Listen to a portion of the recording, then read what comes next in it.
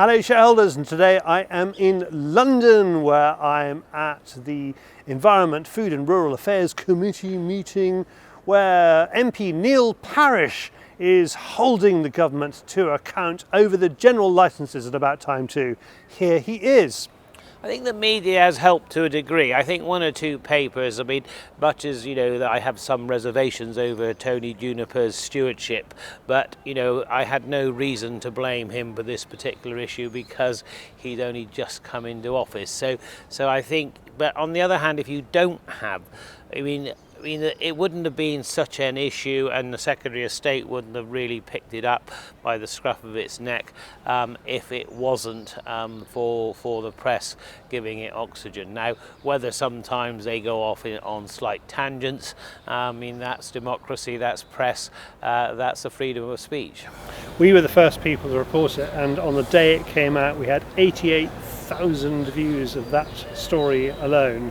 So it seemed to us there was a tremendous weight of interest in this that they're not kind of acknowledging here, and yet at the same time I sort of slightly take the point that we blew it out of all proportion. So where should we be? Yeah, Caroline Johnson, MP in the committee today, made the point that farmers are conservationists as well as growing crops, and so I think sometimes it's a case that worries us that it's always a step too far. And of course, very often when licences are taken away, when they're either not re-established or they're not re-established in the same way, and I think people are just generally upset about the way politics has gone at the moment, and I think they will feel, well, this is just another instance of government not doing its job properly, and can you blame people for that position, really? There will be more from Neil in tomorrow night's show, as there will from another good quality Neil. This time it's Neil Rowntree from Ardnamurchan, who comes out with the second part of his Year in the Life of Highland Sport.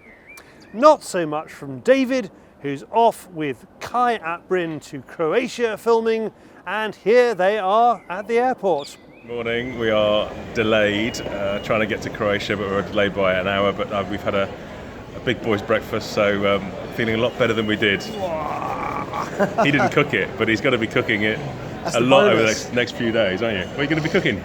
I don't know yet. I've got to shoot it first. Probably roebuck or boar or something else. I don't know. I take my own chef with me these days. Is that good? Works well. In an effort to meet shareholder Nigel Appleton's demands for longer shows, we also have an interview with Alberto Rizzini, who's just back from Kazakhstan, where he's been making a film for Browning. Browning produces the Maral rifle, and he has been hunting the Maral stag. And here he is to talk a little bit about what that's like. For me, it's not a holiday, even though they like to say we are paying you to go on holidays. But it's not, because what you see in the 9 minutes, for example, 9 minutes and 52 seconds of the full movie, he actually has taken 6 months pre-production, and from script writing to items within the product range, caliber selection. Usually you're waiting for prototypes, like in this case for the Maral. So there's a lot of teamwork between the company and the production company. And also in this case of the Kazakhstan trip, you can't bring your office. So you have to weigh everything, because overweight costs a lot of money.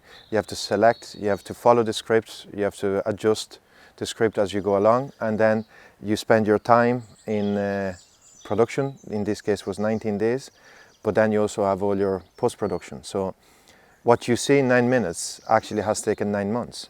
So just going back to this idea, so you've got Browning game, we've got a Maral rifle and there's a Maral stag. So Alberto just shoots it, and that's that. Yes. It's just easy. Well, on the video it looks like that I arrived to Kazakhstan, I got on a jeep, I got on a horse, I found the Maral, I shot the Maral, and I came home.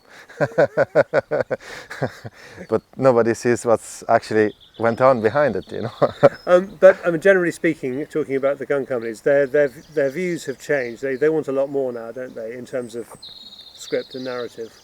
I think there is sometimes like a dog biting his own tail, because if a company does something and is successful, then everybody just jump on the same train.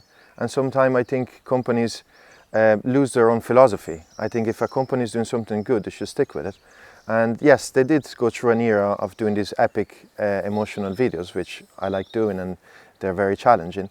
But I think in the future There's going to be more, probably using newer technologies, and I think hunting companies are always going to invest in this type of projects. I think is the lifestyle. You know, I always say in one of my marketing reports, I said we have to look at the big brands. For example, Coca-Cola is selling a product, but is actually selling a family moment. We can go over to Harley Davidson. They're selling a lifestyle. Tattoos, beards, you know, the bikes are shit, but still they're selling them because of the lifestyle. So I think the hunting industry, generalizing with everybody, they have to understand that it's the lifestyle. A hunter decides to be a hunter through generation, through passion, and it has to become a lifestyle. So you could wear camo, you just pick a house instead of in the city, in the countryside, to drive a Land Rover, and even if it breaks down, instead of a normal saloon car. So I think it's the lifestyle is where the hunting company should go. Thank you, Alberto. And that's all for this week. I will see you next week.